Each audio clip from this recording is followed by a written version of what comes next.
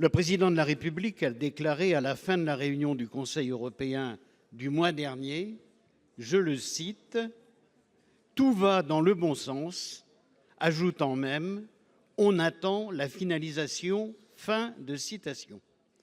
Interrogeons-nous, que s'est-il donc passé qui permette de dire que tout va dans le bon sens? Car le texte, vous le savez bien, n'a pas évolué d'une virgule.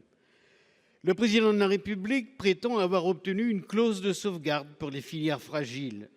Mais cette fameuse clause de sauvegarde, du reste bien difficile à activer, est inscrite dans le traité depuis les discussions de 2019.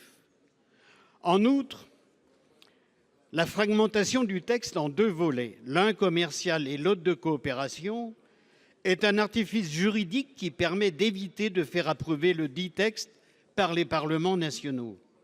Alors, avant la décision définitive du Conseil européen des 18 et 19 décembre prochains, il est possible de statuer pour obtenir une remise en cause de cette procédure.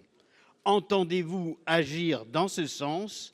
Et plus prosaïquement, je vous demande, quelles sont les dispositions que vous entendez prendre pour que le texte vienne devant le Parlement?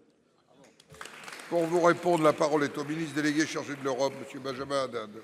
Merci, Monsieur le Président, Mesdames et Messieurs les sénateurs, Monsieur le sénateur Lahellec. Je vais vous répondre comme je l'ai fait au sénateur Menonville tout à l'heure. La position de la France sur ce sujet a toujours été très claire et elle n'a pas bougé. L'accord tel qu'il a été négocié par la Commission européenne n'est pas acceptable pour la France.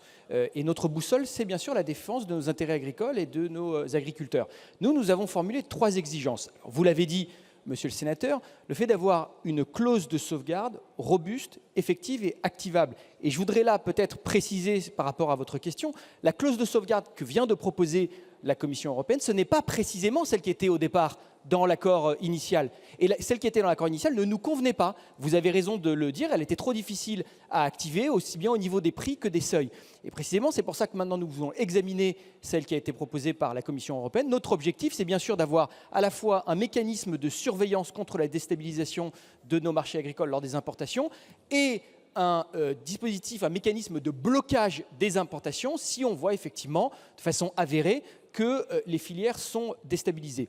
Deuxièmement, d'avoir des mesures miroirs extrêmement ambitieuses sur les pesticides et l'alimentation animale. C'est une question là de concurrence loyale et réciproque et de ne pas imposer des normes, des standards à nos agriculteurs qui ne seraient pas respectés dans nos échanges. Et troisièmement, des forces de contrôle sur le plan sanitaire et phytosanitaire, aussi bien sur les produits importés que directement auprès des pays exportateurs. Ce n'est pas le cas aujourd'hui. Aujourd'hui, la ministre de l'Agriculture a eu l'occasion de le dire, le compte n'y est pas. Et donc, nous attendons des réponses rapides sur ces 3 éléments. La Commission a déjà bougé sous notre pression sur la question de la clause de sauvegarde qui nous reste encore à examiner en détail. On attend sur le reste. C'est à l'aune de ces évolutions que nous jugerons de notre position sur le Mercosur. Mais encore une fois, nous serons d'une fermeté très claire pour défendre notre monde agricole et nos intérêts. Monsieur Lahellec. Merci, Monsieur le Premier ministre, pour cette réponse.